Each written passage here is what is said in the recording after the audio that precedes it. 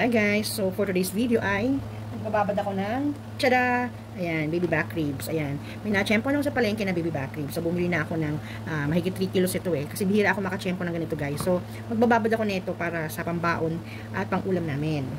So ito guys, nag-prepare ako ng mga gagamitin natin para sa ating pag-marinate ng ating baby back ribs. So guys, simple lang naman yung pang-marinate natin na gagamitin ko. So ito, meron ako dito instead na kalamansi, ang ilalagay ko ay pineapple juice. Kasi sabi nila sa mga napapanood ko, nakakatulong daw ito sa pagpapalambot ng karne. So yan ang ilalagay natin. Pwede rin naman kayo maglagay ng kalamansi. Ang bango guys. Pwede rin naman kayo maglagay ng kalamansi kung gusto nyo. Gusto ko lang maglagay ng para maiba naman, diba?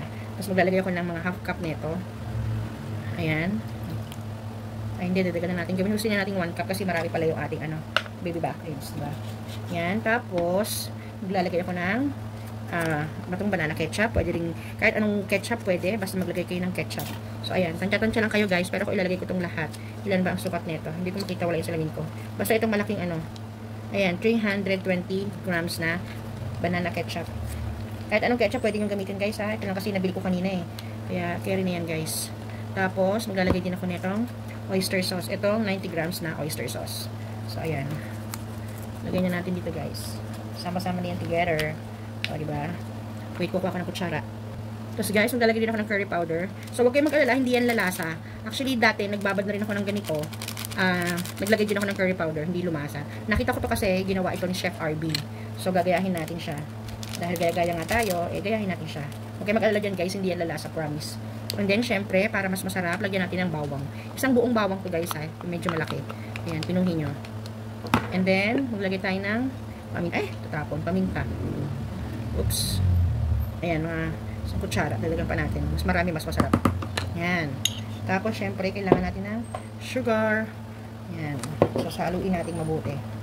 So, bababad natin to. Para tomorrow, magluluto ako ng pangbaon nila daddy. Tsaka ni kuya sa office. Yung iba, kasi marami nga ito, stock lang muna natin sa rep. Kasi habang tumatagal to, mas masarap. Diba guys? Ayan. Tikman natin. Wait lang. So, yan guys. Haluin muna natin mabuti bago natin tikman. Alam nyo, mabango siya. Promise. Kung napanood yung mga vlog ko ng mga swimming namin, hindi ganito yung pagtimpla ko sa barbecue ha. Iba yung sa barbecue Ito, ganito. Tikman natin guys. Wait lang. Kuha ko ng tsara. Ano ba ito? Tikman natin. Tikman na natin habang wala pa yung karne. Kasi pag nailagay yung karne, hindi mo na matitikman yan. Sarap guys. Ganito yung gustong timpla ni daddy. Kasi si daddy, ayaw niya ng matamis. Ayaw niya ng mga matatamis na na ganyan.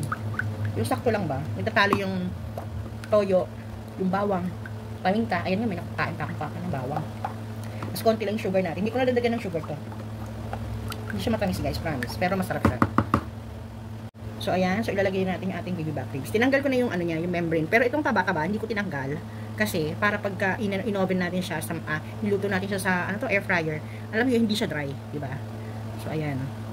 Pag matagal ko na tsaka ini-slice ko talaga siya ng mga ganito kasi hindi siya kakasya sa air fryer Anong fryer? Air fryer. Ayan. So, ayan Yung iba malalaki. Siyempre, pambaon ni daddy.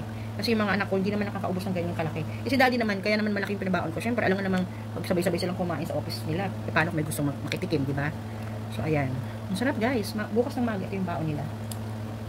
Pag ito in-order mo sa restaurant, ako mahal promise. Hindi pa ako naka-order. Pero sa SNR nga, meron kami nakatang ganito ni daddy. Magkano na yun? Parang ganito lang kalaki yun, ganito lang. Mga ganyan. Ganyan, dadagan mo pa ng ganyan. Nasa 1,000 yan, 1,060 yata yun. Oo, taka nagjo-joke. So, ayan. Diba? Madami ito guys. Kaya, pag may nagsyempohan kayong ganito sa palengke, bilhin nyo na. Diba? Sakto na yan sa amin. So, ayan guys. Bukas lutuin ko yan, pambaon ni daddy. So, guys, ito na yung binabad nating baby back ribs. So, ayan. Ready na yan for tomorrow. Pero hindi ko yung lulutuin lahat. Magluluto lang tayo ng pangbaon nila daddy. Ito na po ang version ko ng marinated baby back ribs. Sana nagustuhan nyo. Thank you for watching. Bye!